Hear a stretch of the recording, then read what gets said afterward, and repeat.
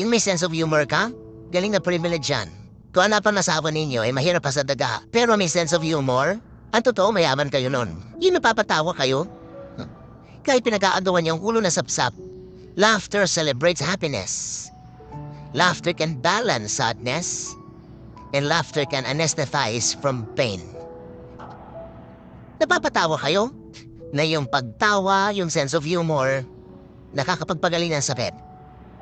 Yung isa, palatawa, palabiro, at kaya isa sobrang seryoso, mas mabilis gagaling yung palatawa.